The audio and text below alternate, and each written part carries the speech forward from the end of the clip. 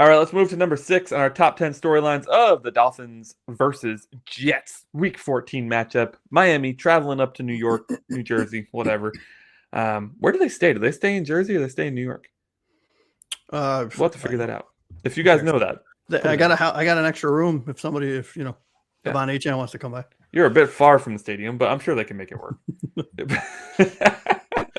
Number 6 storyline: the Jets playmakers versus the hot Dolphins defense. They are without Garrett Wilson, of course, but Breece Hall is coming on strong. Adonai Mitchell's coming on strong. We talked a little bit about Tyrod Taylor, Josh. So, who has the bigger night?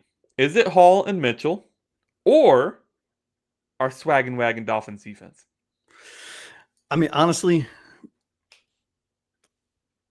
my initial gut is to go with the Jets because Adonai Mitchell has come on gangbusters since being traded from the Colts in the Sauce Gardner trade.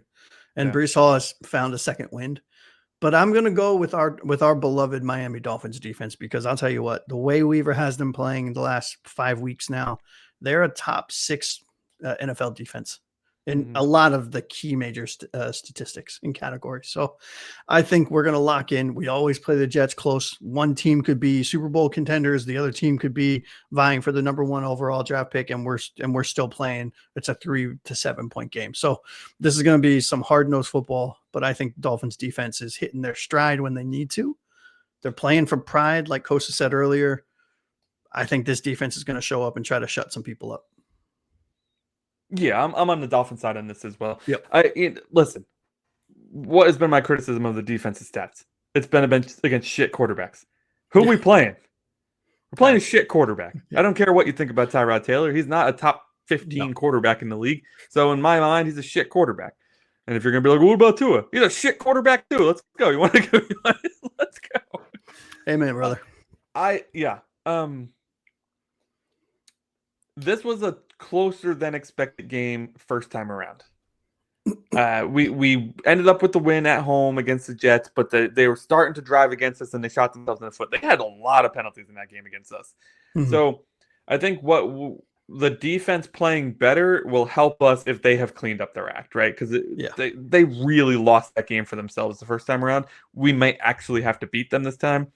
And with the defense playing better, I'm hoping to see more chop action in there. A sack and a half last week. Let's keep that momentum going. Very much so. Tyrod's the perfect candidate to get more sacks against, right? And Minkah, let's see some.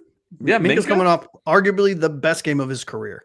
Which crazy stat that I heard: his first interception and his first strip sack of his career. I heard that somewhere. I don't know if it's true or not. I didn't fact check it. That can't be. First 2-point conversion interception, maybe? I don't know. Maybe that's what it was. I don't know. I saw it in passing, but crazy. I will say the big names are what everybody's be watching. I want to see what Rasul and Jack Jones are going to do. They had a rough game last week against the Saints. Sure did. I want to see. I mean, Rasul had an interception, so let's give him that, right?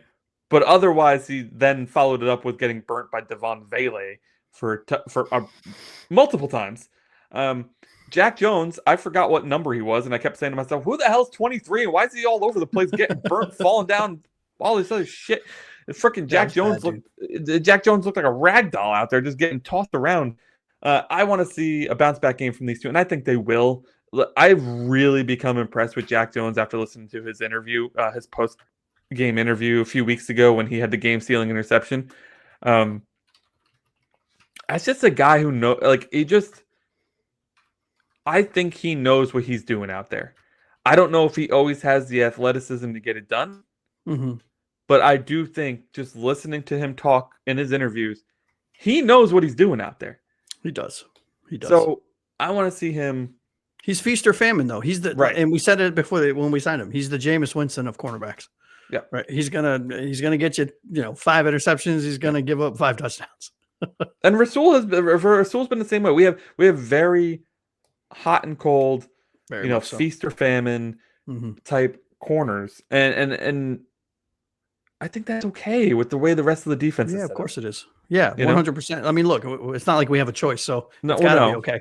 Although Jason Marshall Jr., I would like to see more out of, just in general. Same. He won. Let's not forget, Jason Marshall Jr. won the nickel corner job at the beginning of the year.